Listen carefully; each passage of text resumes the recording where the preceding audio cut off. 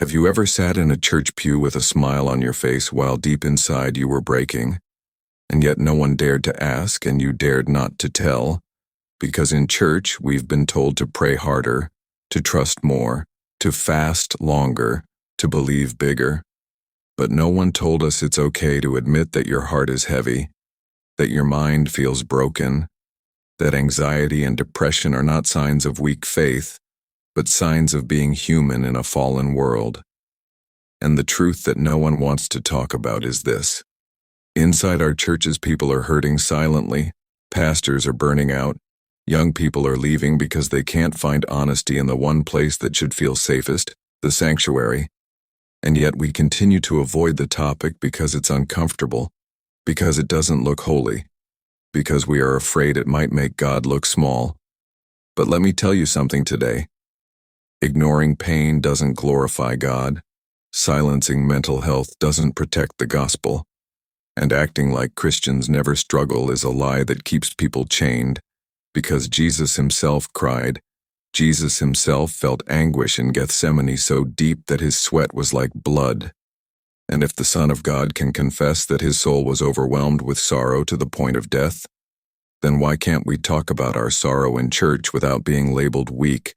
Why can't we admit that medication is sometimes needed, that therapy is sometimes holy, that reaching out for help is not a failure of faith but a step toward healing?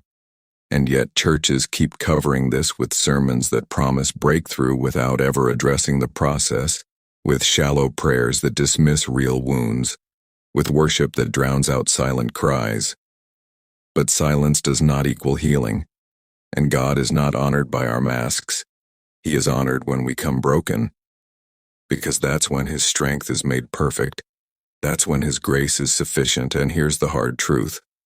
Many people in church right now are fighting suicidal thoughts, addictions, eating disorders, loneliness, and shame.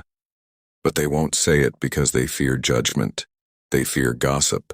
They fear being seen as unspiritual. So instead they carry it like a secret cross. But the gospel is supposed to set us free, not lock us in chains.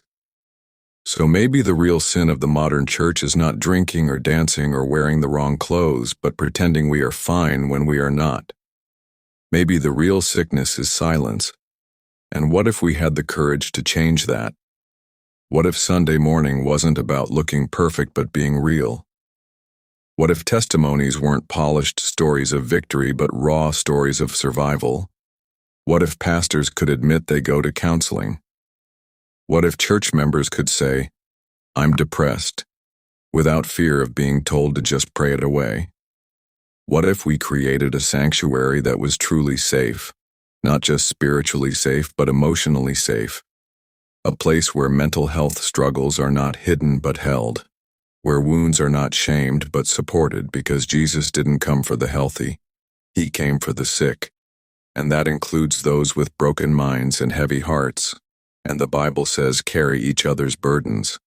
But how can we carry what we won't even acknowledge? How can we heal what we won't even name?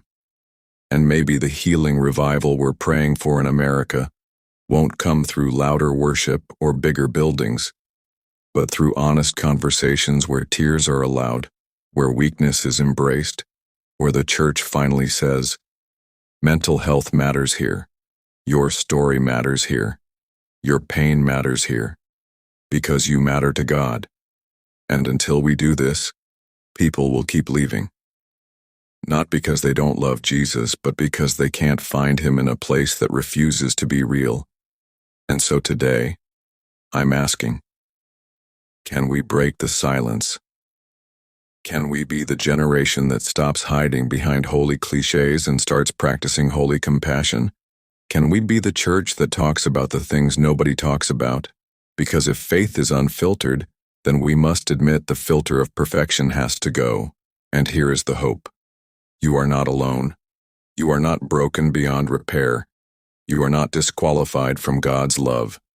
Your anxiety doesn't make you less spiritual. Your depression doesn't make you less loved.